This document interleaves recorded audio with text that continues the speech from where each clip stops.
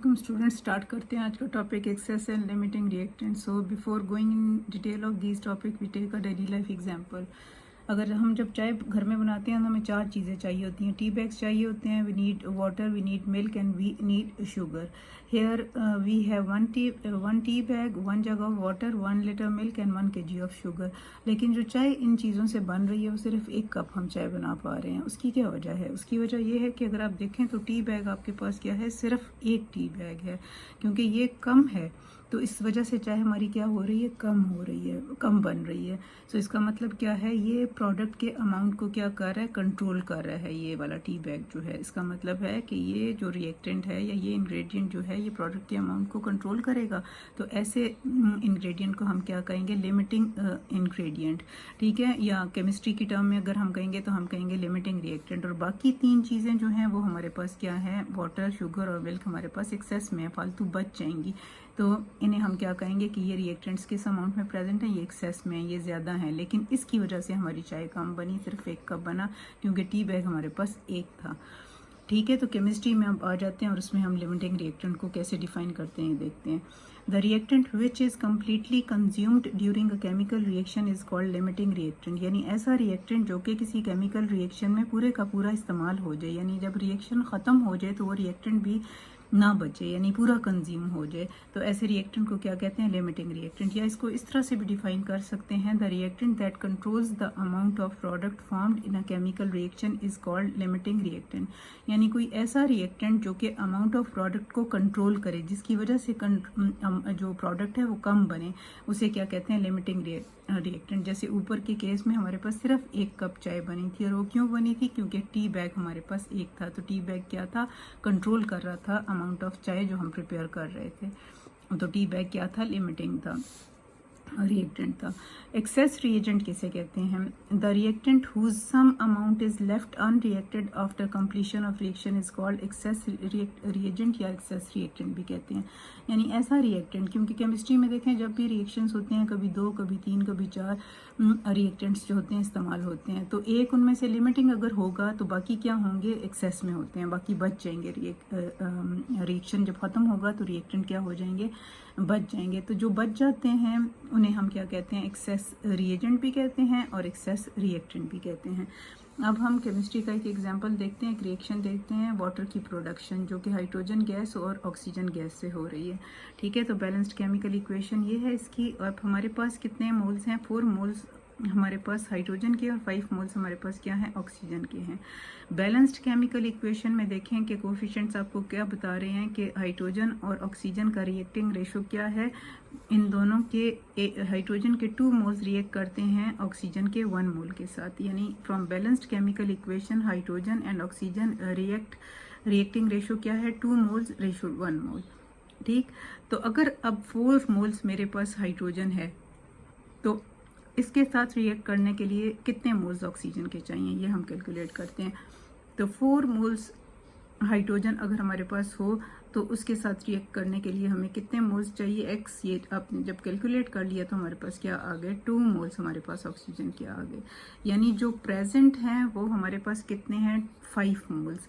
और रिक्वायर्ड हमें कितने हैं, जो चाहिए 4 मोल्स हाइड्रोजन के साथ रिएक्ट करने के लिए according to balanced chemical equation, वो हमें कितने चाहिए, वो हमें 2 मोल्स हमें क्या चाहिए, ऑक्सीजन चाहिए।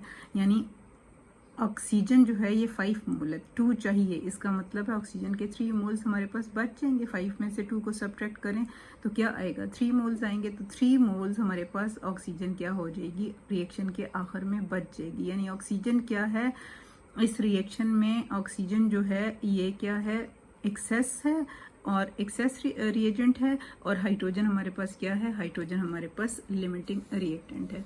अब जो एक्सेस मोल्स ऑक्सीजन के बचेंगे उनको कैलकुलेट करने का तरीका क्या है, जो टोटल मोल्स हमारे पास ऑक्सीजन के हैं 5 मोल्स, उनमें से जो मोल्स आपको चाहिए हैं, ये जो आपने कैलकुलेट किए स्टिशियोमेट्री से, उनको आप क्या करेंगे, इन 2 मोल्स ऑफ ऑक्सीजन को सब्ट्रैक्ट करेंगे 5 में से, तो आपके पास क्या आ जाएंगे, 3 मोल्स ऑक्सीजन के एक्स्ट्रा या एक्सेस में हैं, जो कि रिएक्शन में के आखिर में बच जाएंगे।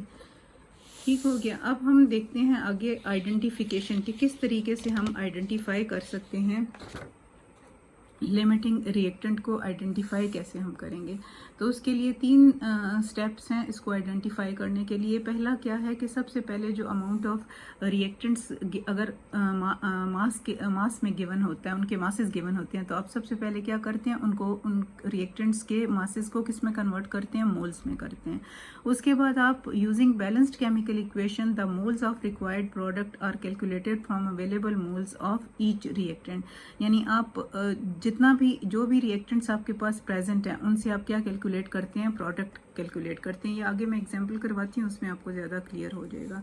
और थर्ड स्टेप में आप क्या करते हैं कि the reactant which give least number of moles of product will be limiting reactant. यानी वो रिएक्टेंट जो सबसे कम अमाउंट देगा आपको प्रोडक्ट का, वो क्या होगा, रिक्वायर्ड प्रोडक्ट के मोल्स देगा, वो क्या होगा, आपका लिमिटिंग रिएक्टेंट होगा। इसको इन तीनों स्टेप्स को हम अप्लाई करते हैं आगे एग्जाम्पल पे। तो आपकी बुक का करते हैं प्रैक्टिस प्रॉब्लम 1.10। ठीक है, इसको आप देखें तो ये बैलेंस्ड केमी, ये क्वेश्चन आप खुद पढ़ें और फिर बैलेंस्ड केमिकल इक्वेशन मैंने सबसे पहले इसके लिए लिखी। ठीक है, एल्युमिनियम रिएक्ट कर रहा है क्लोरीन गैस के साथ और क्या दे रहा है, एल्युमिनियम क्लोराइड। फिर उसको बैलेंस किया, क्योंकि स्टिशियोमेट्री करने के लिए, कैलकुलेशंस करने के लिए आपको बैलेंस्ड केमिकल इक्वेशन चाहिए होती है। ठीक है, उसके बाद आपने जो क्वेश्चन के अंदर मोल्स गिवन है, एल्युमिनियम के कितने मोल्स हैं आप ये देखें, 0.500 मोल्स हैं। 0.500 मोल्स एल्युमिनियम के और क्लोरीन के कितने मोल्स हैं, 0.600 मोल्स जो गिवन है क्वेश्चन के अंदर। अच्छा, अब आपने क्या करना है, अब तरीका क्या है कि मोल्स तो यहाँ पे गिवन है, तो ये स्टेप आपको, जो फर्स्ट स्टेप पीछे हमने पढ़ा था वो तो आपको करना नहीं है, क्योंकि डायरेक्ट मोल्स गिवन है, आपको मासेस गिवन नहीं है। अगर मासेस गिवन होते तो फिर आप इनको किस में कन्वर्ट करते, मोल्स में, तो ये तो मोल्स डायरेक्ट गिवन है। उसके बाद अगला स्टेप क्या है कि दो आपके पास रिएक्टेंट है, पहले आप एल्युमिनियम से कैलकुलेट करेंगे कि कितना प्रोडक्ट बना। ठीक है, पहले आप एल्युमिनियम से कैलकुलेट करेंगे कि कितना प्रोडक्ट बना, फिर उसके बाद आप किससे कैलकुलेट करेंगे, क्लोरीन से कैलकुलेट करेंगे कि आपके पास कितना प्रोडक्ट बना। ठीक हो गया, तो जो फिर आप कंपेयर करेंगे प्रोडक्ट के अमाउंट को कि जिसने लेस अमाउंट बनाया प्रोडक्ट का, वो क्या होगा, लिमिटिंग रिएक्टेंट होगा। ठीक है, तो इसको आप देखें सॉल्व करते हैं। सबसे पहले हम एल्युमिनियम से कैलकुलेट करते हैं कि कितने मोल्स जो हैं हमारे पास एल्युमिनियम क्लोराइड के बने। तो यहाँ पे देखें बैलेंस्ड केमिकल इक्वेशन हमें क्या बता रही है कि एल्युमिनियम के 2 मोल्स कितना एल्युमिनियम क्लोराइड देते हैं, 2 मोल्स ऑफ एल्युमिनियम। ठीक है, यानी एल्युमिनियम रेशियो एल्युमिनियम क्लोराइड कितना है, 2 मोल एल्युमिनियम के हमें 2 मोल्स क्या देते हैं, एल्युमिनियम क्लोराइड। ये कोफिशिएंट्स को आप देख लें। तो अगर हमारे पास जो 0.500 मोल्स क्वेश्चन में गिवन है वो प्रेजेंट हो, तो फिर हमें कितना मोल एल्युमिनियम मिलेगा, तो तब हमें कितना मोल एल्युमिनियम मिलेगा, 0.500 मोल्स हमें एल्युमिनियम क्लोराइड के मिलेंगे। यानी प्रोडक्ट हमें कितना मिलेगा एल्युमिनियम से, 0.500 मोल्स एल्युमिनियम क्लोराइड के मिलेंगे, क्योंकि ये 1:1 की रेशियो बनती है ना, तो जितने मोल्स एल्युमिनियम के होंगे उतने ही मोल्स एल्युमिनियम क्लोराइड के बनेंगे। तो ये हमारे पास क्या आ गया, एल्युमिनियम क्लोराइड का अमाउंट आ गया, मोल्स की फॉर्म में प्रोडक्ट आ गई। अच्छा, दूसरा रिएक्टेंट हमारे पास क्या है, दूसरी रिएक्टेंट है क्लोरीन। ठीक है, क्लोरीन अब हमें कितना एल्युमिनियम क्लोराइड दे रहा है ये देखना है। तो बैलेंस्ड केमिकल इक्वेशन को देखें तो 3 मोल्स क्लोरीन के कितना दे रहे हैं aluminium chloride, 2 moles aluminium chloride दे रहे हैं। ठीक है, तो बैलेंस्ड केमिकल इक्वेशन हमें क्या बता रही है कि क्लोरीन रेशियो एल्युमिनियम क्लोराइड क्या है, 3 moles chlorine gives 2 moles of aluminium chloride. तो 0.600 मोल्स जो कि क्वेश्चन में गिवन है वो हमें कितना एल्युमिनियम क्लोराइड देंगे।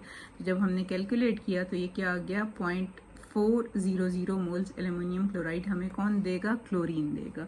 तो इसका मतलब क्या है कि एल्युमिनियम ने कितने दिए, ऊपर हमने कैलकुलेट किया था, एल्युमिनियम ने हमें 0.500 मोल्स एल्युमिनियम क्लोराइड दिया। ठीक है, और क्लोरीन ने हमें कितना एल्युमिनियम क्लोराइड दिया, क्लोरीन ने हमें 0.500 मोल्स एल्युमिनियम क्लोराइड दिया। इसका मतलब है कौन सा रिएक्टेंट, ये 2 रिएक्टेंट में से कौन सा रिएक्टेंट है जो लेस प्रोडक्ट बना रहा है, बताएं। ठीक है, तो अब देखें आप, लेस मोल्स किसके हैं, कौन प्रोड्यूस कर रहा है, क्लोरीन। तो क्लोरीन क्या हो जाएगा, लिमिटिंग रिएक्टेंट हो जाएगा, और एल्युमिनियम क्या हो जाएगा, एक्सेस रिएक्टेंट हो जाएगा। ठीक है, क्लियर हो गया ये, क्योंकि एल्युमिनियम क्या कर रहा है, ज़्यादा मोल प्रोडक्ट के दे रहा है तो ये एक्सेस है, और जो कम प्रोडक्ट देता है, कम मोल्स ऑफ प्रोडक्ट देता है जो रिएक्टेंट, वो क्या होता है? Limiting reactant. तो chlorine is limiting reactant in this question. अच्छा, अब एक और क्वेश्चन करें, लेकिन वो दूसरे तरीके से करते हैं। एक शॉर्ट तरीका भी होता है लिमिटिंग रिएक्टेंट को के न्यूमेरिकल्स को सॉल्व करने का, तो इस क्वेश्चन में हम उस तरीके से करेंगे ज़रा जल्दी, जो और स्टूडेंट्स को ज़्यादातर ये पसंद भी आता है। अच्छा, पेज नंबर 24 बुक का खोलें और उस पर क्वेश्चन नंबर 3 ऑफ एक्सरसाइज देखें। क्वेश्चन क्या है ये पढ़ लें, रीड करें। कार्बन जो है इस पे से जब स्टीम को पास किया जाता है तो कार्बन मोनोऑक्साइड और हाइड्रोजन बनता है। आपको क्या चीज़ गिवन है, आपने क्या चीज़ फाइंड आउट करनी है कि अगर 24.5 ग्राम्स कार्बन गिवन है, ठीक है, रिएक्ट करता है किसके साथ? 1.89 मोल्स ऑफ वाटर के साथ, तो इन दोनों में से लिमिटिंग रिएक्टेंट कौन सा है? देखें, वाटर के क्या गिवन है? ऑलरेडी मोल्स गिवन है। और कार्बन का क्या चीज़ गिवन है? मास गिवन है। तो जो अभी रूल्स हमने पढ़े थे पीछे स्टेप्स, उसमें क्या था कि रिएक्टेंट्स को पहले क्या करो? मोल्स में कन्वर्ट करो। तो वाटर के तो मोल्स हैं, तो हम क्या करेंगे? कार्बन को किस में कन्वर्ट करेंगे? कार्बन का क्योंकि मास गिवन है 24.5 ग्राम्स, तो इसको हम किस में कन्वर्ट करेंगे? मोल्स ऑफ कार्बन में। मोलर मास कार्बन का 12 है, ये फार्मूला यूज करेंगे mass divided by molar mass, तो हमारे पास कितने मोल्स आ जाएंगे कार्बन के? 2.04 मोल्स हमारे पास कार्बन के आ जाएंगे। यानी इस मास को जो क्वेश्चन में गिवन था हमने किस में कन्वर्ट कर लिया? मोल्स में, by dividing it with molar mass of carbon.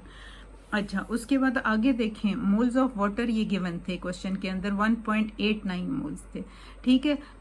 Limiting reactant हमने फाइंड आउट करना है, तो हम बैलेंस्ड केमिकल इक्वेशन को यूज करते हुए हम देखेंगे कि बैलेंस्ड केमिकल इक्वेशन में दोनों की रिएक्टिंग रेशियो क्या है? 1:1, ठीक है। 1 मोल कार्बन रिएक्ट कर रहा है 1 मोल वाटर के साथ, तो वाटर और कार्बन की रिएक्टिंग रेशियो क्या है? 1 मोल फ्रॉम बैलेंस्ड केमिकल इक्वेशन, 1 मोल आपको कार्बन के साथ उसने रिएक्ट करना है, 1 मोल वाटर ने 1 मोल कार्बन के साथ रिएक्ट करना है।